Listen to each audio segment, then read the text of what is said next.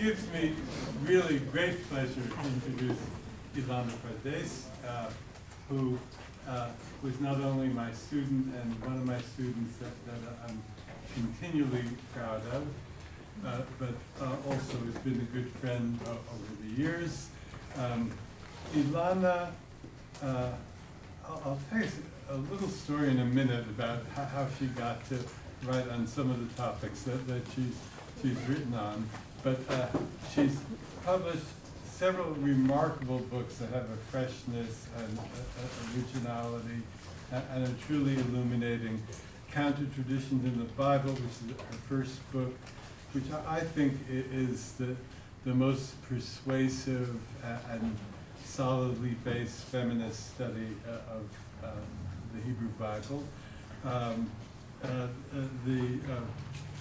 The biography of ancient Israel, which shows in a very interesting way how birth metaphors and metaphors of maturation follow the story of the people of Israel from early Exodus on. And Agnon's Moonstruck Lovers, which is not only a brilliant reading of Agnon's great novella, Betrothed Shuat Amunim, but also a kind of essay on popular culture and the reception of the song in Israel and the reception of the Song of Songs in Israel. And Ilana's recently completed a study of the book of the Song of Songs, which will be appearing in a few months in this fascinating series that Princeton University Press has brought out of biographies of sacred books, and Ron Hendel has a fine study of Genesis in that same series. Well, what can I say? Ilana's had a distinguished career, and it will get more and more distinguished as far as I can tell. It's just fun to talk with her, which we had lunch yesterday, because she's overflowing with ideas, and like me, she's an enthusiast. Now, the slippery slope to her biblical interest. Oh, I left out Melville's Bibles. I'm sorry, which is really by far the best discussion of how the Bible fits into the epic structure of Melville's Moby Dick. Now, Ilana came here to do a major in modern Hebrew and minors in modern Spanish and modern English. And then she made the mistake of taking a graduate seminar in biblical Hebrew with me. And that ruined her for life. So, when the time came for her to be thinking about a dissertation topic, she came to my office. I still have a kind of vivid visual memory of this, and she said, I have an idea for a dissertation. It's going to be a study of the Bible that's both feminist and psychoanalytic. So I said, I've never imposed, as some of you may know, a particular approach on my students. I said, it's a great idea, Ilana, except you'll never get a job. in my wisdom.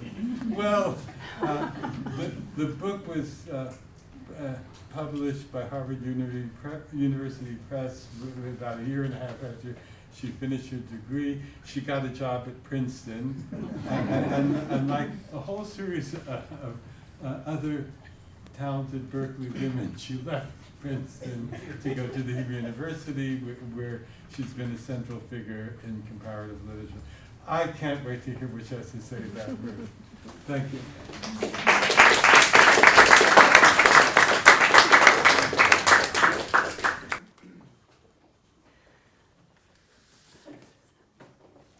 Thank you, Uli. This was so moving. Really appreciate it. And Berkeley is really my intellectual home, as Uri depicted it, and it's such a great pleasure to be back, and I come quite often. It's really a pleasure each and every time, and I'm as always grateful for my beloved mentors, Robert Alter and Hannah Kronfeld. They've become very good friends of mine in the course of the years that have passed since I first stepped into Dwinell. Dwinell stays the same. And I'm very grateful to Ben Brinner, close friend as well.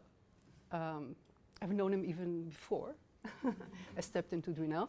And it's an opportunity to thank the Center for Jewish Studies and the Department of Comparative Literature. I'm also grateful to you, Sophie, for co-sponsoring this event.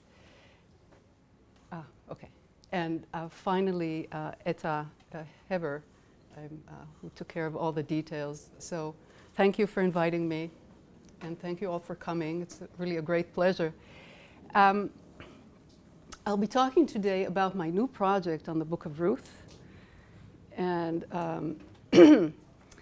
I've been immersed in the past few years with a project on the Song of Songs, first with Agnon and the Song of Songs, and then something broader for the series of Lives of Great Religious Books, sort of on the Song of Songs from the Midrash to Toni Morrison's Song of Solomon. So the scope is huge, but there's something so fascinating about the different chapters in the life of the song.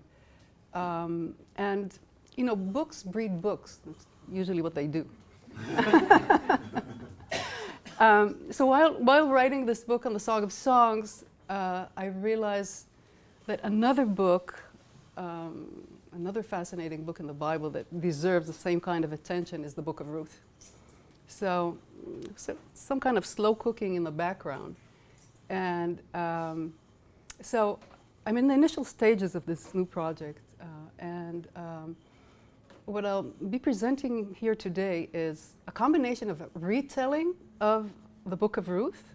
What compels me in particular about the Book of Ruth today, I wrote about the Book of Ruth way back, but today I'm sort of returning to this book with the question of migration in mind. It's such a pressing problem and issue in our current world that it sort of became an obsession of mine to think about the Book of Ruth in this connection, and others have done it as well. And then, as usual, I'm also interested in moments of reception. How is this text used, and in later context? And I'll move from the Book of Ruth itself to the Book of Ruth in Zionist culture, where it is a privileged text, much like the Song of Songs, in a different way, a very interesting one. But as usual, my focus is on how writers respond to the cultural roles of the Bible, which means that I'll be focusing primarily on Agnon,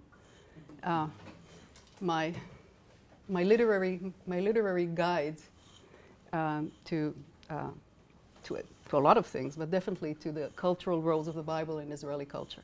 So we're going to have 3 sections, but they're all hopefully going to, merge together somehow.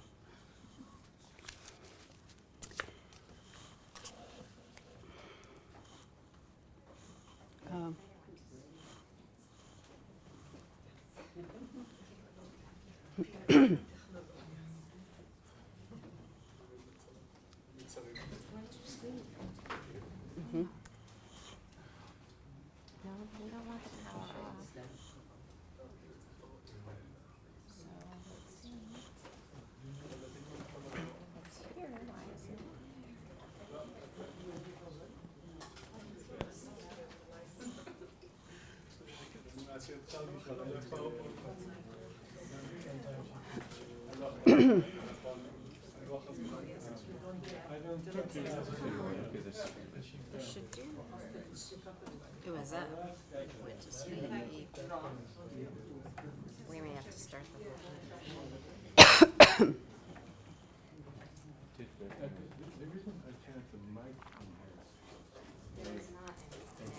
this?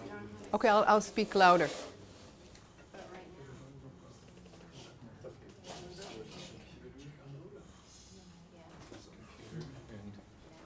This is plugged in. But that was computer 2. Ooh, sorry.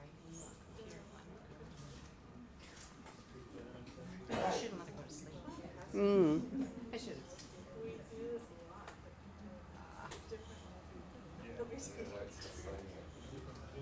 So let's, it was computer 1. Maybe I'll shut down the computer and we'll just do it. Or Or restart. before we do nuclear option. But I've had trouble with those. Okay. Oh, there you go. Carol, they need your What? expertise. It's just not reading it, right? Let's go to displays. Mirror displays. The computer knows that it's connected to this. Uh-huh. Maybe another computer? I didn't bring one. Yeah, probably press This thing also is a very temperamental. So restart it? Oh, here. Oh, good. It was the threat of imminent death that. Oh, say, check the plugs. Okay. So wait. Would it be okay if we turn off the lights? I just, Yeah. רגע, but wait, okay. Wait a second. Is there an in-between setting? How do you, where's the slideshow?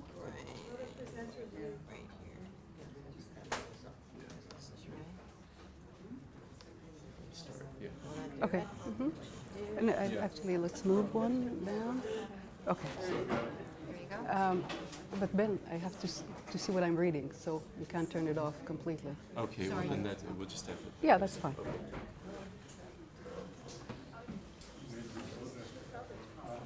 Okay.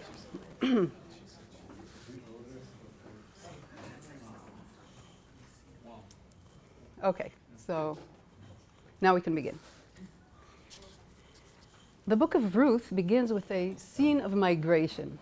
During the time of the judges, we are told, when there was a famine in the land, an Israelite family from Bethlehem, Elimelech, his wife Naomi, and their sons Machlon and Kilion migrate to the nearby country of Moab.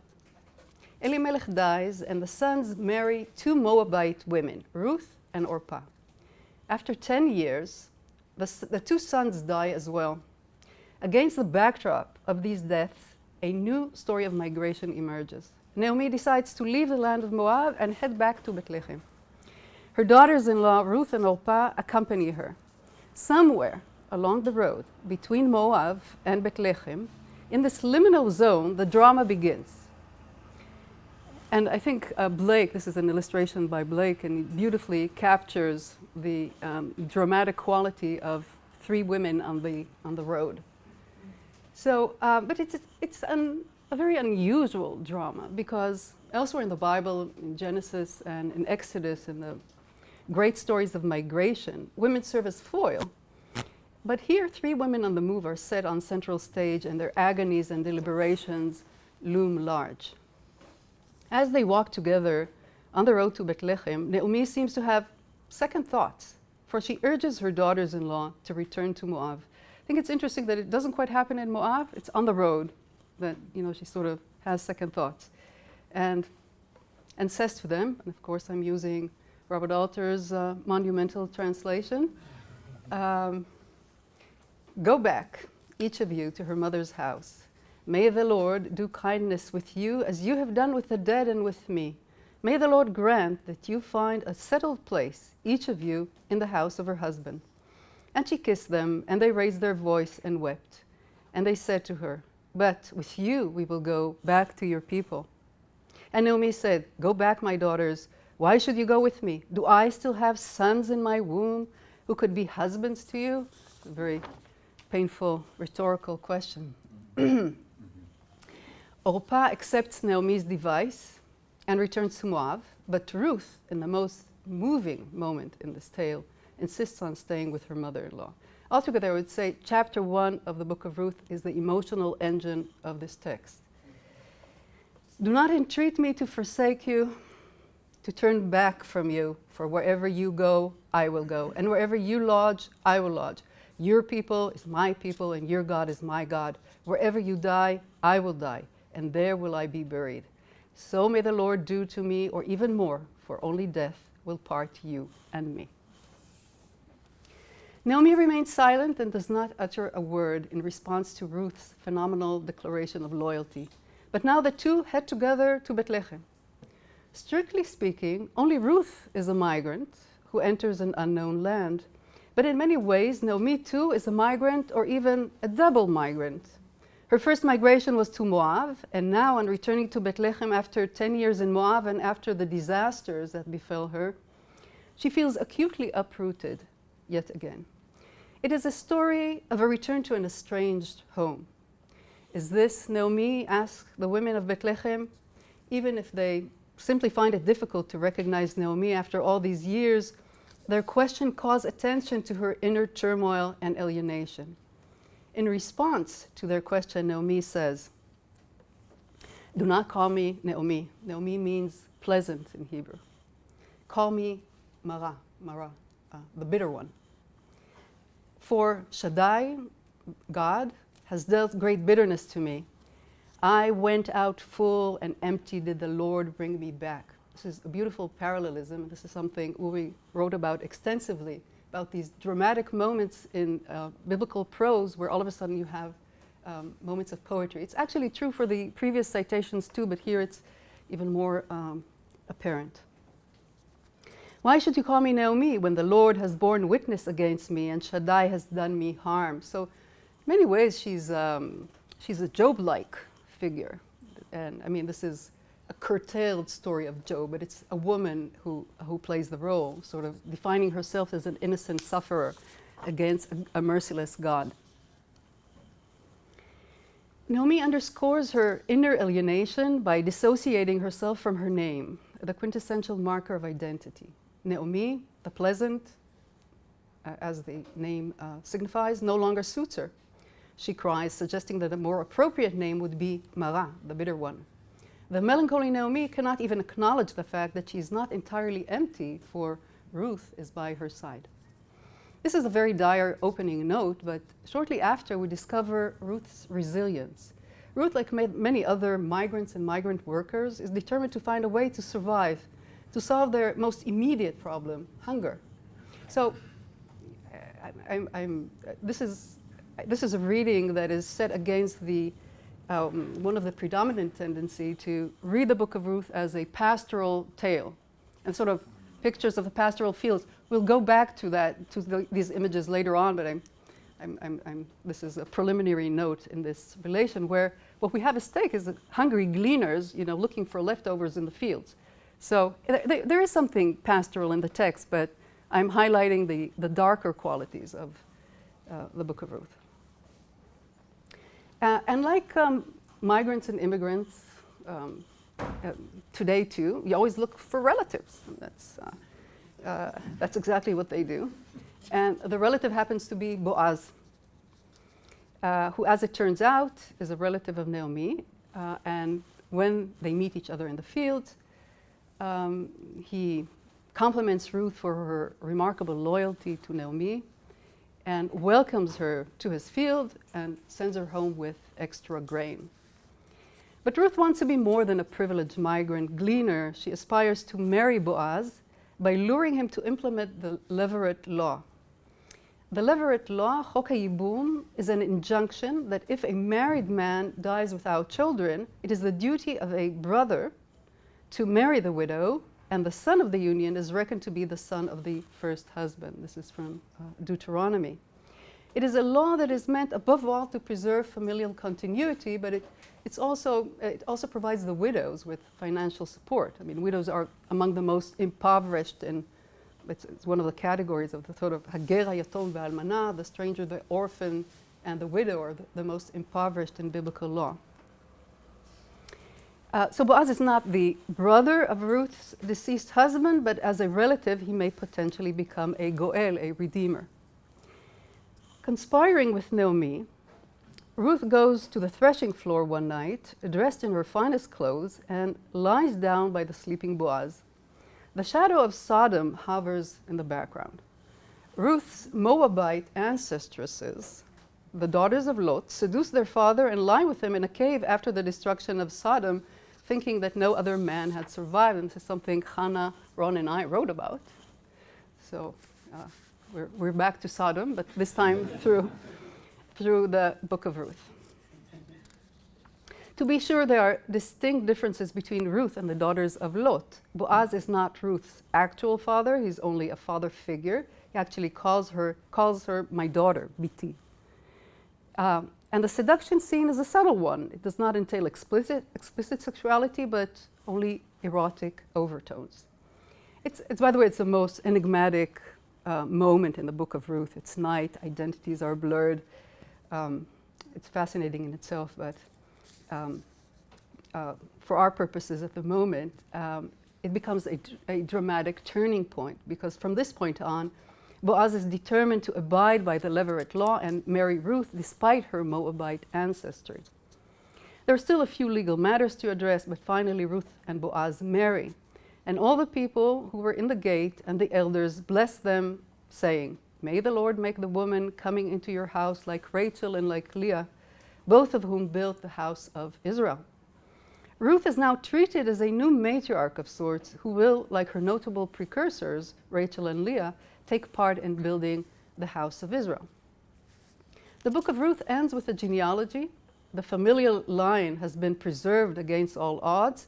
What this genealogy also reveals is that Oved, the son of Ruth and Boaz, is none other than the grandfather of King David. Sorry? Okay. Okay. In many ways, the ending of the book of Ruth seems a happy one. And it has indeed been interpreted for many centuries as a scene of smooth acculturation and blessed homecoming. Recent reassessments of the book of Ruth, however, question the tendency to regard the ending as an uncomplicated scene of conversion and homecoming. One of the most renowned readings is that of Kristeva in Strangers to Ourselves, where she explores the notion of the stranger, the foreigner, outsider, or alien in a country or society not their own, as well as the notion of strangeness within the self. The book of Ruth is among the texts she discusses, however briefly, and I think one of the most interesting moments in this chapter devoted to the book of Ruth is the point where she marvels at the foreignness at the very foundation of the house of David. Ruth the foreigner, she writes, it used to be there, but never mind. I'll just read it. She says, "Ruth the foreigner is there to remind those unable to read that the divine revelation often requires a lapse, the acceptance of radical otherness, the recognition of a foreignness that one might have tended at the very first to consider the most degraded. This is not an encouragement to deviate or proselytize, but an invitation to consider the fertility of the other." So it's not a question of conversion here at the very ending, as far as Kristeva is concerned, but rather it's an acknowledgement of the stranger and foreignness as something that is vital, actually, to the foundation of the Davidic dynasty. And more recently, Bonnie Honig, two separate, in an article in a book, has called attention to Ruth's silence in the closing scene of chapter 4. While Naomi is restored to the community, she writes, Ruth's closing silence may be construed as indicative of her failed assimilation, whereas Naomi is embraced by the community and is restored to plenitude and agency, Ruth is left out. So the reinvigoration of this community and the founding of the Davidic dynasty depends not only on the supplement of Ruth's inspiring example, but also, and at the same time, upon her marginalization. In my own reading of the book of Ruth, as my retelling of the story indicates, I share with Kristeva in particular the fascination with the foreignness that is not denied at the very foundation of David's dynasty.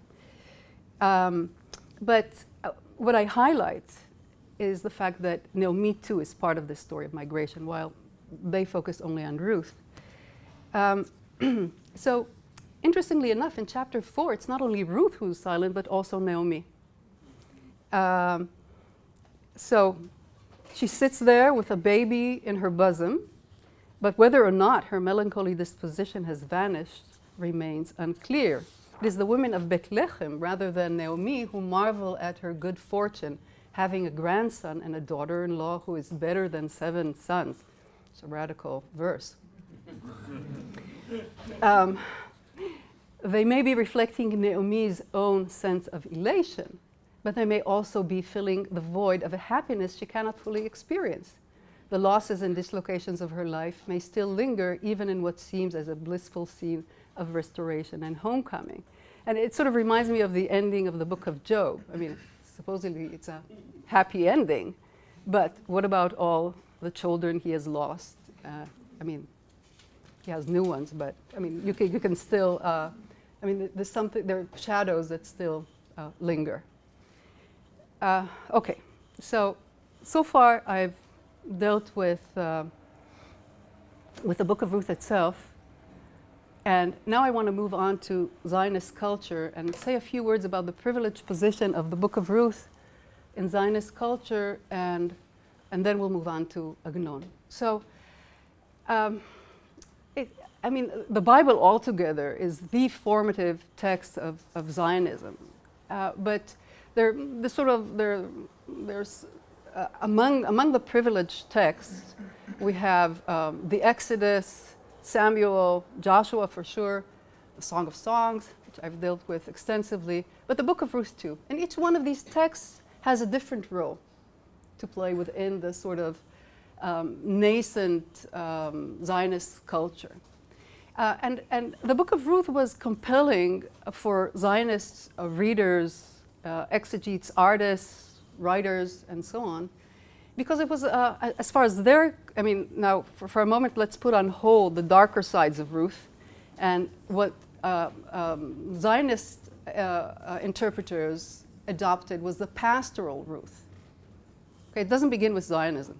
I mean, you definitely have paintings, European paintings of pastoral Ruth way before Zionism emerged. But Zionism adopts a sort of pastoral scenes of Ruth and turned it into a story of a happy return to Zion.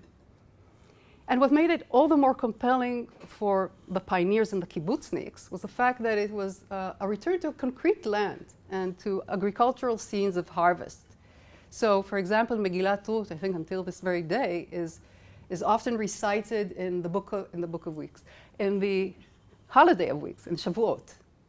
Okay, as part of the ceremony in kibbutzim and part of the harvest scene, and it was sort of reenacting biblical agriculture as far as the first pioneers and later the kibbutznik were concerned. Alongside the fascination of kibbutzniks and pioneers in the Book of Ruth, the artists of Bezalel, for example, were really intrigued by this story, and much like the reception of the Song of Songs, the sort of Orientalist touch. I mean, it's a text that sort of lent itself to an Orientalist interpretation, which is precisely what we see here. This is one of the illustrations of Ze'ev Rabban to the Book of Ruth. There are many others. This is the most famous one. You see Ruth here with sheaves on her head, dressed as a princess, joyful in the fields, in the bright fields, in the background, part of a Zionist renaissance and a return to the land. Also, interestingly enough, in Bezalel you had staged photographies, staged biblical photographies, and this is a Bezalel student dressed as Ruth from 1919 by Yaakov Bendov. This, by the way, until today, you can go to the Old City in Jerusalem, and there's, you know, you can have yourself photographed as one of the biblical characters. So if you're interested. So this is just to give you a taste of the kind of role the Book of Ruth had within Zionist culture. Now, Agnon, as usual, has an ironic take on most everything, but on the cultural roles of the Bible as well. So we'll move now to his fabulous novella in the prime of her life, called Bidmi Mea in Hebrew. One of his most renowned novellas. It's had tremendous impact on modern Hebrew literature. Amos Oz in particular is indebted to this tale, but many others are too.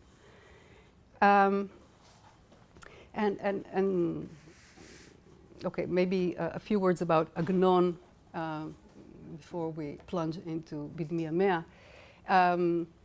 Agnon was born in Galicia, in Buchach, in eastern Galicia, in 1888.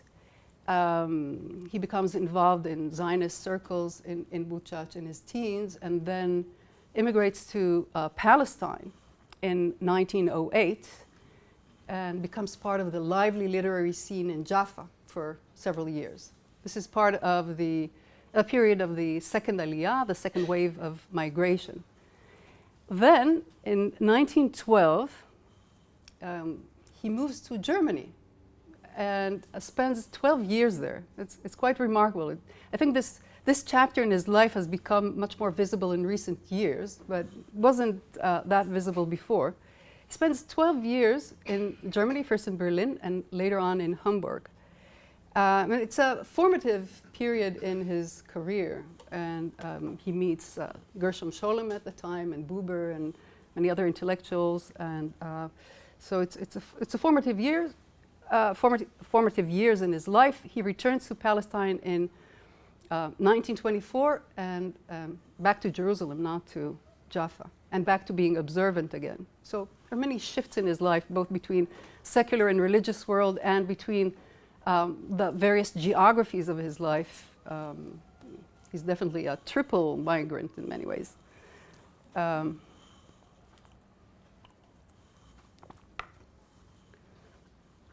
Okay.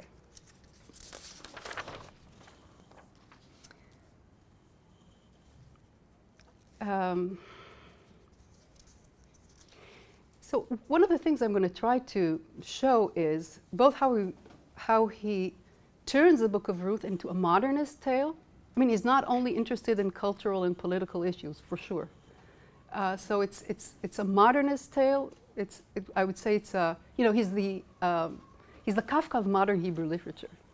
So this location is part of the scene, and in many ways, you can hear Kafka in the background. So there's sort of personal dislocation, and there are collective dislocations. Both are very relevant, and I think we'll be able to use the reassessments of the Book of Ruth as a story of migration in order to understand some of his interpretive choices.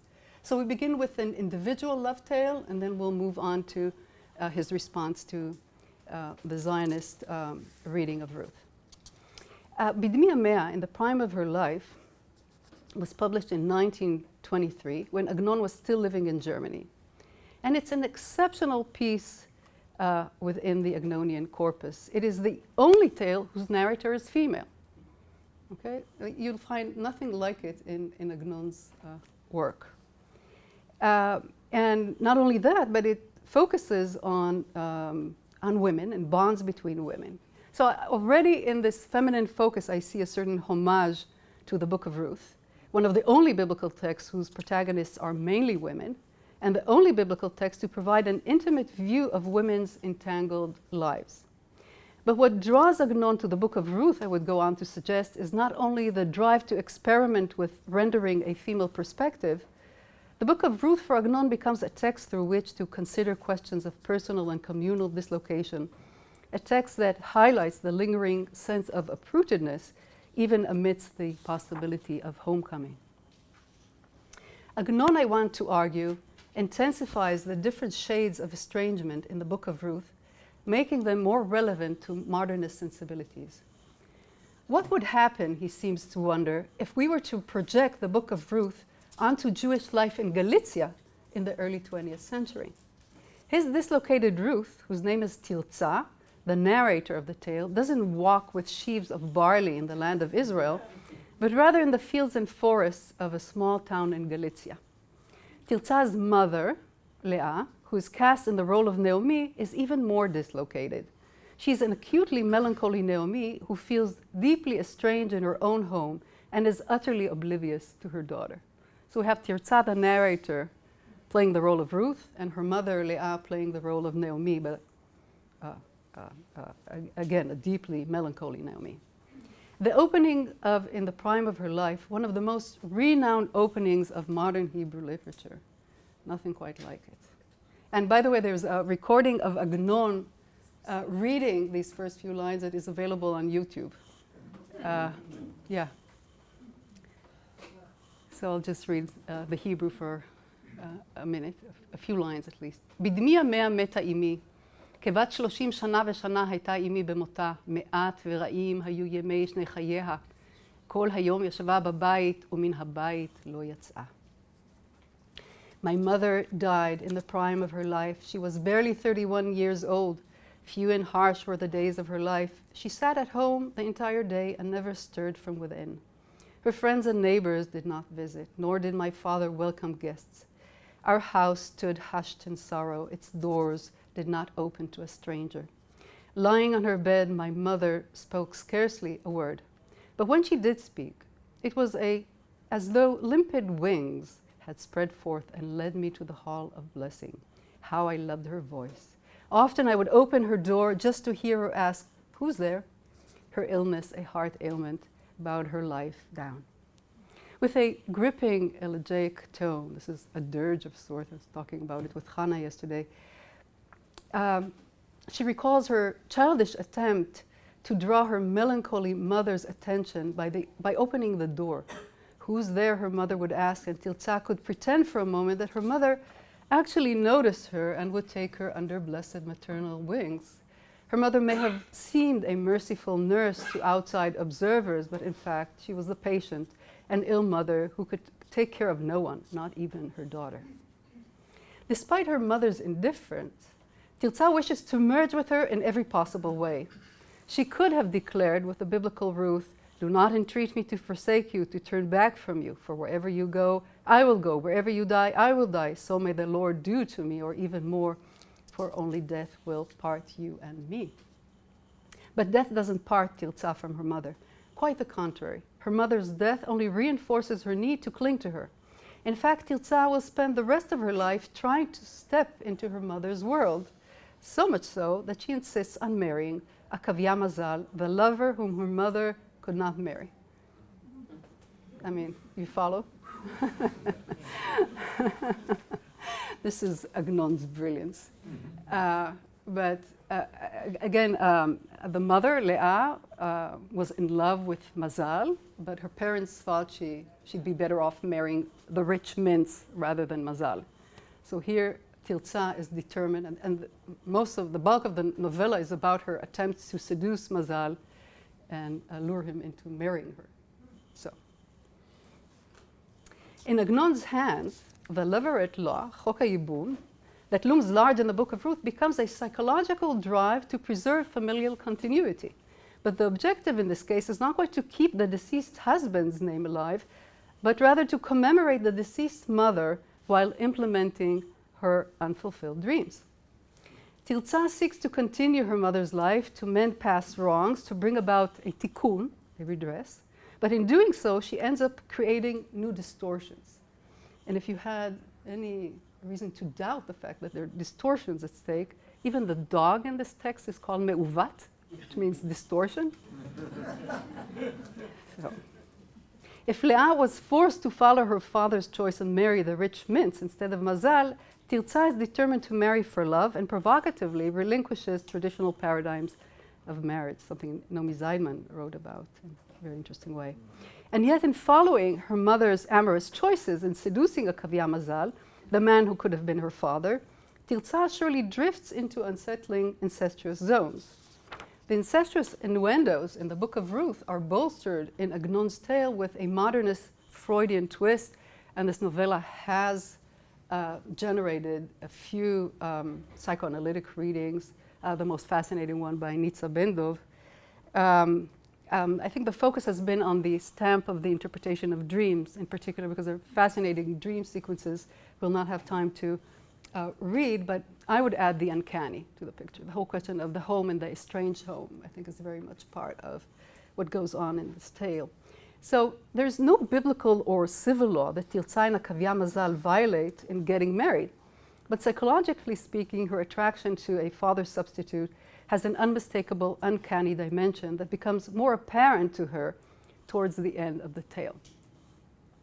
In the prime of her life ends on a wintry night in the abode of Tirza and Mazal. The pregnant Tirza is about to give birth to the child her mother could not have with Mazal. She sits by her husband and father, surrounded by love and affection from all sides. Akavya Mazal comes up to her and sings a lullaby while embracing her. Her father, in turn, takes out a pair of slippers and a red cap, presents for his future grandson. Both speak of the child to be born. Both treat Tirza as a child of sorts. Commenting on this moment, Tirza writes, I behold the two men and long to cry in my mother's bosom. My father and my husband sit at the table, their faces shining upon me. By dint of their love and compassion, each resembles the other. Evil has 70 faces and love has but one face. Tirza's words call to mind the memorable opening line of Tolstoy's Anna Karenina. All happy families are alike. Each unhappy family is unhappy in its own way. Agnon provides a characteristic ironic twist. Here, a supposedly happy family is miserable in its own unique way. The bewildered Tirza now realizes more than ever before that her husband is something of a father and that her greatest craving remains to find shelter in her mother's bosom. In Agnon's revisionary rendition of the final scene of the Book of Ruth, the happy ending is more clearly marred by a lingering sense of melancholy. And yet the ending is not entirely dark. In the very final lines of the novella, we discover that Tirza is not only the narrator, but also the writer of the tale we have just read. In my room at night, as my husband bent over his work and I was afraid of disturbing him, I sat alone and wrote my memoirs. Sometimes I would ask myself, why have I written my memoirs? What new things have I seen? And what do I wish to leave behind? Then I would say, it is to find solace in writing, and so I wrote all that is written in this book. This is the final lines. Tirza's tone is imbued with echoes of Ecclesiastes, of Kohelet. Nothing is new under the sun. But despite this melancholy disposition, she finds comfort in writing. In her writing, Tirza adopts Akavya Mazal's chosen genre. He too writes a memoir. But underlying her debt to her husband's literary choices is a far deeper debt to her mother. In following her mother wherever she goes, she also follows her into the domain of Hebrew. So women, from the Enlightenment on, within sort of the Eastern European world, studied Hebrew. So there's a moment where she depicts a moment where she finds one of her mother's Hebrew books, and she feels like a little child who, in hearing his mother chuckle and chirp, suddenly recognizes his own name. Through her memoirs, Tirza both commemorates her mother, but also strives to separate from her to acquire agency. Whereas Leah could only read Hebrew, the mother could only read Hebrew, Tirza carves out her own literary path and ventures to write. In Tirza's version of the Levirate Law, she not only delivers the baby her mother couldn't have, but also writes the tale her mother couldn't write. So it is a tale of a literary yibum of sorts. Tirza may continuously wish to cry in her mother's bosom, but writing alleviates the sense of loss and brings her closest to a sense of reparation and maturation. On approaching motherhood, on sensing the child within her growing from day to day, Tirza ventures to plunge into the story of her life and record its unmistakable dislocations, mingled as they are with her ever vital cravings to mend the past. And okay, so this all works beautifully as a psychological tale of this bizarre love, right? But at the same time, and this is typical of Agnon, it's very true of Betrothed, of Shuat Emunim as well. You have, on the one hand, it's a very intricate and nuanced love story, sort of individual love story, and at the same time, there's a sort of national dimension embedded in it. And here, as in Shuat Emunim, what calls our attention, or what invites us to think of this tale in broader terms, broader communal terms, are the names. In Shvat Emunim, it's Yaakov and Shoshana, and Shoshanat Yaakov is a designation of the nation. Here, Akavia is a derivation of Jacob, the patriarch Jacob, and Leah is one of the matriarchs. So you're in national fields when you have such names, and it's typical of Agnon. And given that the mother dies in the prime of her life, she's also something of a Rachel. So the whole nexus of Genesis of Leah, Yaakov, and Rachel are actually part of the biblical subtext of Bidmi Yamea, in the prime of her life. But this legendary triangle from Genesis is inextricably connected to the book of Ruth. And actually I devote one of the chapters of counter-traditions in the Bible precisely to that, to the ways in which the book of Ruth is a revision of the story of Rachel and Leah. So in the closing scene of the book of Ruth, as we have seen, the elders bless Ruth and urge her to follow in the footsteps of her notable precursors, Rachel and Leah, who built the house of Israel. But what happens to those who seek to rebuild the house of Israel in modern times, Agnon seems to ask. In the prime of her life is, among other things, Agnon's ironic response to the Zionist privileging of Ruth as an emblem of redemptive homecoming and acculturation within the old-new pastoral settings of the land of Israel. Characteristically, Agnon probes both charms and delusional aspects of Zionist biblicism. His deep commitment to Zionism only propelled him with greater sense of urgency to explore some of its questionable presuppositions or delusional presuppositions. Is such a return to biblical times possible? What makes it so enticing? Can one actually return after so many centuries to the land of Israel and reenact biblical scenes without creating new distortions? Okay, so the kind of incestuous relationships that we have with Tirza trying to reenact scenes of her mother has a certain implication on the national level as well. Tirza could have married the Zionist Landau, whose name means land, but she chooses instead to pursue the older diasporic Akavia Mazal. Zionism in general seems to have no substantive impact on her life. And yet, in Tirza's literary world, there is no trace of any language but Hebrew. She writes in a biblical Hebrew in a style that bears, and this is, by the way, one of what makes this tale so interesting and different in the Agnonian corpus is that he really adheres to her point of view and stays with biblical Hebrew. I mean, this is not the case in his other work where you have, rabbinical Hebrew and later layers of Hebrew. So it really sounds like Havat Zion, like Mapu's Love of Zion. This is sort of a proto-Zionist novel from 1853, one of the peaks of Jewish enlightenment. And I would say that in Love of Zion, this is where the reading of Ruth as a story about a happy return, modern return to Zion is first invented. It all takes place in the area, in the vicinities of Bethlehem. And later, of course, as we've seen, the pioneers, the artists of Betzalel, they follow suit and develop this reading of the Book of Ruth. Agnon's dialogue with Mapu and his followers surely entails a dramatic swerve from the predominant tendency of Zionist readers of the Book of Ruth to regard it as an uncomplicated story of blissful homecoming. If there is any love for Zion in the prime of her life, it is as dislocated and uncanny as are individual loves. Amorous dialogues in this novella burst out against the backdrop of the Mizrach, sort of ornamental embroidery that is often used in traditional Jewish homes. So the Mizrach means east. So this is where all this sort of declaration of loves and the reenactment of these declaration take place. But it's the artifact. It's not the literal east. Schweid, Eliezer Schweid, who's, by the way, the first to have noted the resonance of Ruth in this tale, and has very beautiful insights, by the way. But it's a very brief, he calls it idilia meduma, a pseudo-ideal with a sort of silent tragedy, whatever. But he thinks it's totally antithetical to the Book of Ruth, while I think that Agnon is attentive to the darker sides in the Book of Ruth and it sort of explores them. So Schweid reads the tale as a tale that revolves around a tragic diasporic world detached from the true God and true land.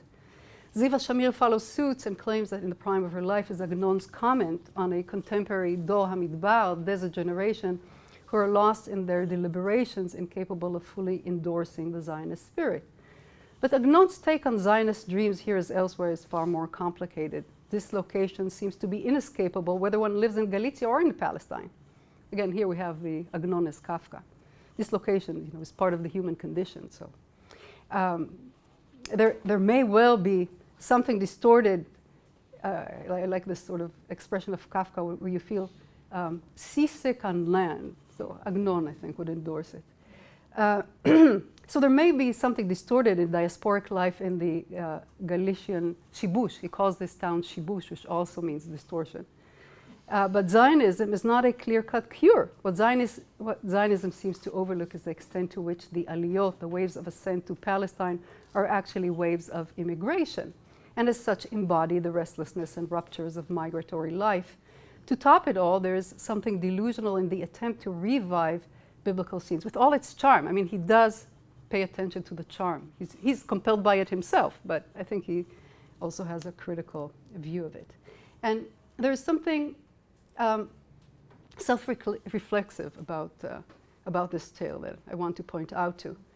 At this point of his life, Agnon is living in Hamburg, in a rather small town near Frankfurt that became, in the early 20s, a thriving center for Eastern European Jewish writers.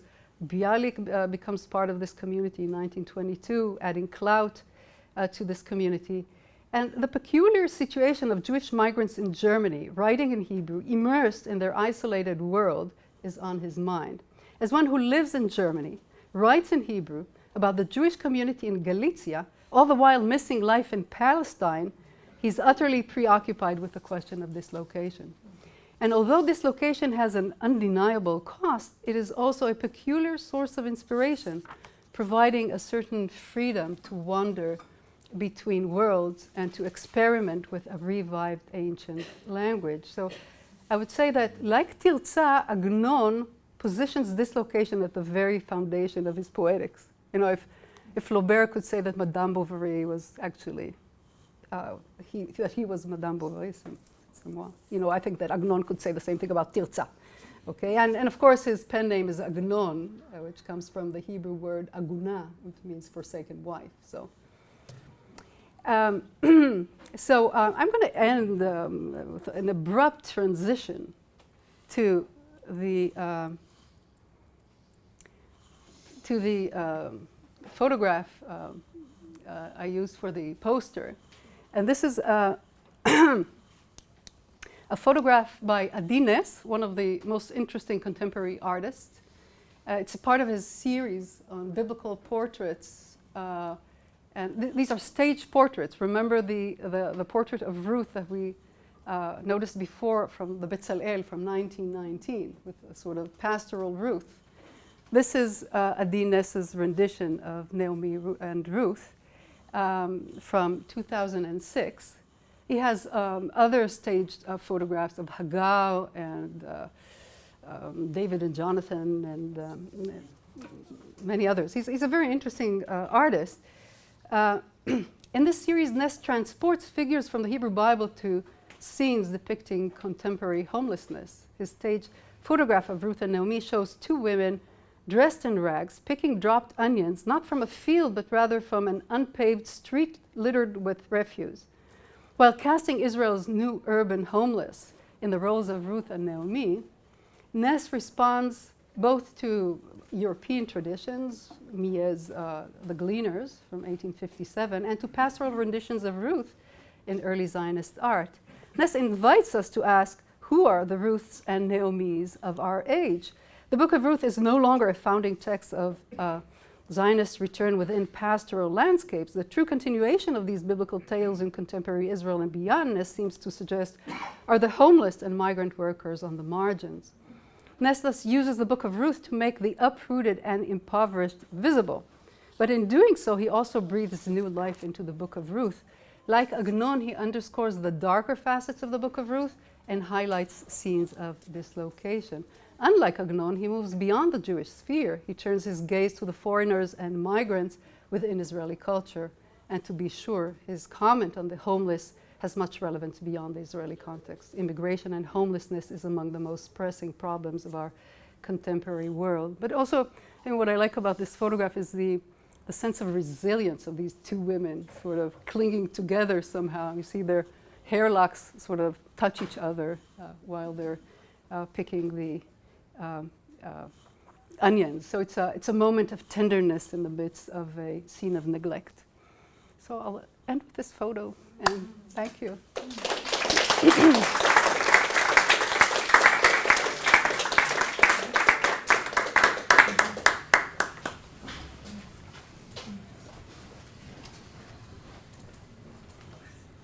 Now it's your turn. Hannah. Thank you so much. This really reminds me of how much I need to be near you frequently and in dialogue. It's really a terrific project.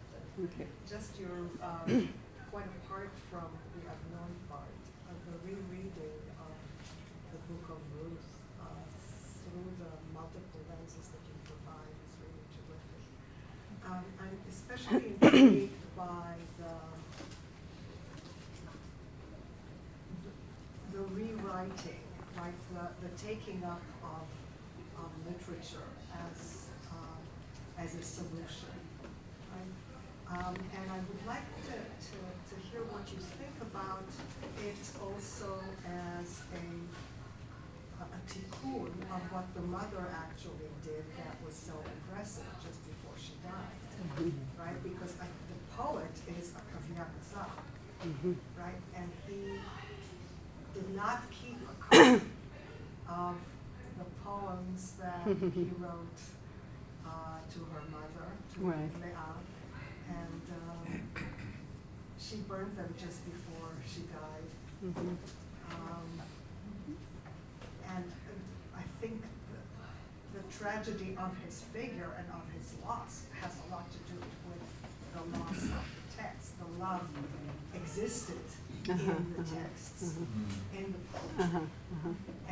And then he writes memoirs, and she, taking over the role of the mother, also becomes a writer, as opposed to a destroyer. Oh, that's beautiful. I really think that literature is the only redeeming path that we have. That's exactly what I was asking. Is this really a vote for? Yeah, definitely. I think that, I think in the Book of Ruth itself, you have a question of resilience. The power of the text is, that within the context of these hardships and dislocation, there's a sort of restoration of life. I love the way in which the women in the end tell her Meshiv Nefesh, a sort of restorer of life. So yes, and I think that for Agnon, restoring life means writing, definitely. So her resilience is primarily located in the realm of writing, I think, and it's very interesting because it's a twist in the end. We don't know throughout the tale that she's not only the narrator, but she also writes. And she does it sort of with certain, insecurity, not sure, there's Kohelet in the background, but she writes. And these are the final lines, so there's something very powerful about this ending and about using or relying on writing as a source of inspiration and life. I think that would be the modernist take on resilience. I loved it, Ilana. Thank you. And I thinking about the Book of Ruth as a work of migration and dislocation, which is a very interesting observation. But I wonder about, and you're quite right, of course, that Ruth, this is not a story of conversion. Ruth is a Moabite, is referred to as a Moabite again and again. Exactly, until the very end. Until the very end. Right. And also the fact that the baby goes to Naomi, Mhm. not to Ruth, is also a very striking image. Does this mean that Ruth is never quite accepted in this new society? She's one possible reading. Right. But, Mhm. another possible reading is, or on the other hand, she is, after all, then the progenitor of the house of David, Right. which really does put her right in the center Right. of Jewish identity or Mhm. Israelite identity. So there seems to be a tension here Absolutely. that I'm wondering how you Uh-huh. resolve this, or I don't. You don't. No, I think that's precisely. Bonnie Honig, whom I mentioned, has a book called Democracy and the Foreigner, and she has a very long chapter on Ruth. A very interesting chapter. Her favorite character, by the way, is Opa. So, so it just goes to show, the different things that you can do. But why is Orpah her favorite character? Because Orpah clings to her tradition. I mean, she resents readings of the Book of Ruth, where it's read as a story of conversion. And I think from her reading is that Ruth is really marginalized at the end. And she's marginalized because she's a stranger and she's no longer needed. I mean, this was before The Handmaid's Tale, but she wrote that. But you could, it could be read in that way, as a story in which, Ruth is used, and now that, you have a son in the picture, she can leave. But, so here I think, the question is always with the biblical text, and that there's so many, gaps in the text, and there's a question of how to read them. So I think this is a possible reading, to see that she's somewhat marginalized in the end, but as I was trying to show, Naomi too is silent in the end. And the women also hail Ruth for being better than 7 sons. So I think it's left, both are silent in chapter 4, which gives us enough room to explore a variety of possibilities. Lingering sense of dislocation with Ruth, even if she is now considered as, one of the matriarchal founders of the house of David, given that she's still called Ruth the Moabite in the very final lines of the text. But alongside it, I can see with Naomi's silence, the lingering of melancholy ruminations on her losses and so on. So it's really open. I think there's definitely happiness. In the biblical text itself, Agnon definitely leads us to darker realms. But in the biblical text itself, I think there is something of a happy ending there, but with some dark shadows because of these silences. And I think I also tend to read the relationship between them as closer, as a bond that is significant to both, in some ways, with all the complications. And so, a more optimistic reading would be that this is some kind of sharing motherhood between the two, which is definitely another possibility of reading it. Because I think especially because the neighbors, the fact that they still admire Ruth's loyalty and contribution. So I wouldn't go with Honig that far as saying that she's totally marginalized. But I think there could be lingering moments of dislocation in her life as well. Because, these things don't vanish once you find a home, and neither for Naomi and I would say, and Ruth. So, the whole question of the lingering resonance of the first chapter of the Book of Ruth, I would say, is maintained in the final chapter, where they all, we begin with them all crying. So it's a happy ending, but happy ending is exactly when you want to cry.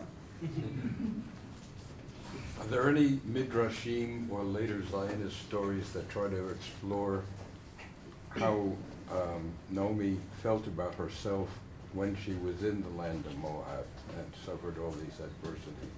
And was there longing to return, or was she thought to be comfortable in her new home? There are a lot of midrashim. There's sort of Ruth Rabbah, so it's a whole corpus of midrashim on the Book of Ruth. A very interesting text.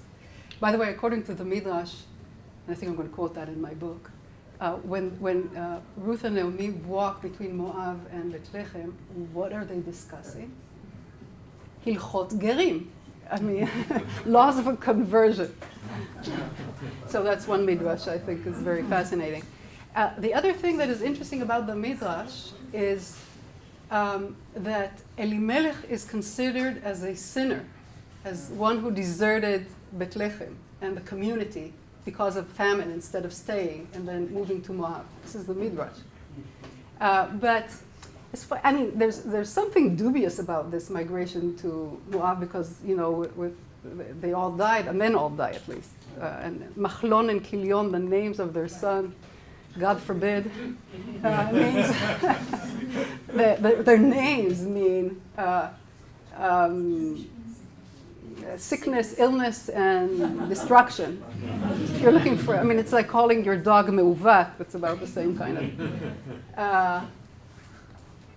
So something may be wrong there, but on the other hand, there are so many echoes of the migrations in Genesis. They're all because of famine. This is a primary cause for migration in ancient times and in modern world. So, I'm just giving you a taste of the very rich midrashim that we have on. So I mean, so Moab altogether is a nation that is condemned in the Bible for a variety of reasons. Already with the story of origin with Lot and his daughters, it's sort of the product of an incestuous bond, but later on they didn't help the Israelites on their return from Egypt, so altogether they have a bad reputation. I have to say that I never thought of Miriam in connection with Ruth, but you made a very persuasive case, which then leads me to think that, especially with the issue of the ambiguities of migration, Yeah. that the major companion piece to Bidmi Yameha is Smol Shilshom, where Yitzchak Kumar comes to the land of Israel Right. to build and to be rebuilt, Exactly. et cetera. And after sojourn in Zionist Yafo, he ends up in Mea Sharim, so the migration turns out to be a return to the darkest, most oppressive part of the Right. diaspora. Right, absolutely. There's a mad dog there too. Watch those mad dogs. Yes, that's very beautiful because I mean that is a story of migration. It's a beautiful story of migration too. Tmol Shilshom, the monumental novel of Agnon, published in 1945, and it begins with Kumer coming to Jaffa. In some ways, it's analogous to the story of Agnon's own migration. So he comes to Jaffa and then to Jerusalem, but there too, Agnon complicates the sort of story of coming back to Palestine. Sure. What does it mean to come back? I mean, this is not quite a new world. You end up in Mea Sha'arim. That's precisely part of the complications he offers. I mean, again, he too is compelled to come back to Palestine, but with all the complications that, or realizing the complications involved. Wonderful as always, Ilana. It's a pleasure to hear you. Just a couple sort of thoughts, questions. I mean, you kind of hinted, and you're just talking now about narratives of return to traditional. You kind of hinted at this as a narrative of problematic return if it's read from Naomi's perspective, which I think is really interesting. And I just was curious if that is taken up at all in some, Yishuv in an Israeli context that one might imagine, particularly migrants from the Shoah or migrants from the Mizrahi world who don't ever quite maybe feel at home. So the other thing that you talked about the midrash, which is really interesting about Hilchot Gevim. The other thing that might be interesting to look at, as you might already know, is that there are some really interesting halachic writings that use Ruth for more liberal positions on conversion in Israel, specifically from religious Zionist rabbis who talk about people who agree to make aliyah, but not to necessarily take up a halachic lifestyle, and they go back to the most famous line from Ruth, and they say, this is what Ruth said, first she said, my people will be my people, then she said, my God will be my God, so shouldn't we, honor this? So, in a way, there's a narrative dimension there that might be interesting to bring in. I know it's not your typical text that you focus on. Well, I don't really have typical texts except for the Bible. This is minor obsession. But no, that's very interesting. Actually, I gave a whole seminar on the Book of Ruth and its reception, and one of the students was from the law department. So he brought some of these cases. It's really used today in court cases regarding Giyur and immigrants and so on. So it's a very interesting scene. And your other note, by the way, Adin Nes is, you were talking about Mizrahi adaptations. He's from an Iranian family and grew up in Kiryat Gat, which is a sort of on the periphery. It's a development town. So I think he definitely part of his attraction to the Book of Ruth and to foreigners and the homeless has to do with a sort of Mizrahi perspective as well. So that would be one example. Yeah. Ron? Wonderful talk. I can't wait to see the book. I wonder if I could push back a little bit on the migration part. Because it seems to me that certainly putting this in the context of the Zionist literature and Eric asking this question, I would argue it's more about diaspora. The Book of Ruth. Yeah, that Ruth is more about diaspora. That is to say, she's entered into the lineage. Mm-hmm. Naomi never left it. So you have a splitting of the choice of to return or not to return. And of course, Orpah takes one path and Ruth takes another path. And the women themselves, because they are foreigners but part of the Israelite lineage, are themselves kind of split. So there's that indeterminacy in there. But I wonder if it's more a question of return, which kind of makes it more Zionist than of migration as such. And the ambiguities and the resistances.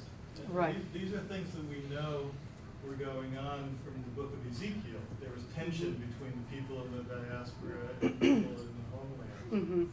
So there's some working out of collective identity there through the patriarchal stories. Tamar is the Canaanite, but she preserves the lineage of Judah, and so Ruth and Naomi kind of replicate. Right. No, that's a very interesting comment because it is a story of return, definitely. And interestingly enough, in the text itself, Ruth is defined as returning with Naomi, as if she herself were returning. So, I mean, so that's a very interesting. So I think they share the migration and share the return. That's the way I would look at it. But also, I'm in looking at it as a story of migration, I'm highlighting something that is relevant to the Zionist reading of the Book of Ruth as well.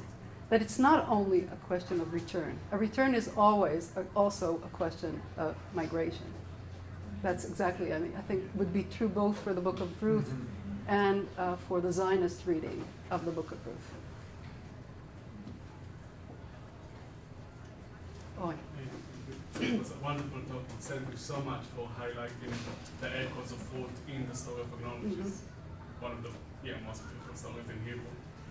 I wanted to ask you more about the intertextuality, and mainly it feels that maybe there's also the echoes of the story of Tamar and Yehuda, right? The daughter figure and seducing the father figure, and Kol Tzafachad, which is the Midrash of Tirza. And I just wanted to ask if you're willing to talk more about how you see those stories.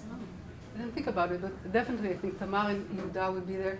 Of course, I mean, if you're talking about more biblical texts at stake, the Song of Songs is all over the place. I didn't mention it, you know, that belongs to another book, but so, I mean, given that he's writing in biblical Hebrew, I mean, this gives you an idea, if anyone was as brilliant as Agnon in the Haskalah, how it could have sounded, you know, just because, you know, we really,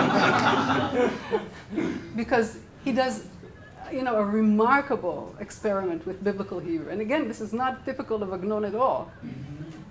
So you have, given that it's, I mean, altogether you have a lot of biblical allusions in his stories, but here all the more so because it's biblical Hebrew.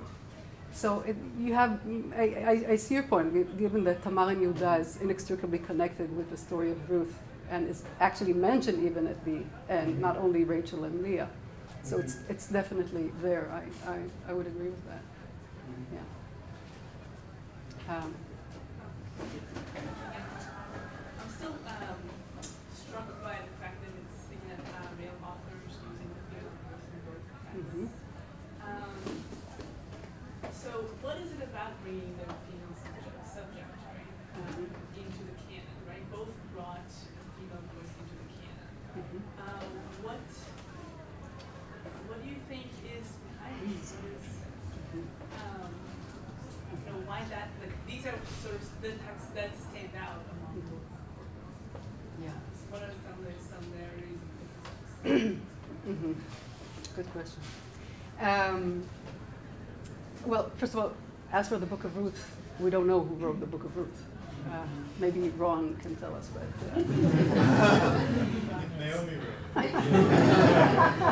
By the way, Goitein, whose work I was very fascinated by in connection with my previous project in the Gnon, suggested that the Book of Ruth was written by a woman. So, but, of course, we don't know. And again, if you're as brilliant as Agnon or Flaubert, you can write from a feminine perspective in a very persuasive and accurate. I think it's a really beautiful rendition. I think so writers can do anything, and it goes in both directions. You know, women, great women writers can, you know, think of Toni Morrison's Song of Solomon. You know, she actually her main character is a male character, and this is precisely the kind of freedom that great writers have. As for Agnon, I would also mention the fact that I mentioned his pen name, Agnon, meaning Aguna. I mean, it's the first tale that he publishes in Hebrew. It's called Agunot. So he sides with the forsaken wife, even as far as choosing such a pen name. So the feminine perspective, I think, is of interest to him throughout. And some of his male characters, you definitely get a certain gender fluidity in his depiction of some of these male characters. But here he's I think also he's influenced by Flaubert. I think that's of going beyond that. And he's also dealing with the death of his mother. I mean, there are many other issues. And his sister's name is Tirza. I mean, you can take some of the biographical details of his life and explore them. But I mean, I think it's the freedom to imagine and to experiment, and I think he does it in a variety of ways, not only within the realm of gender, but in many other ways too. But this is what is so captivating about this particular tale. So maybe we should give Ilana a rest as well as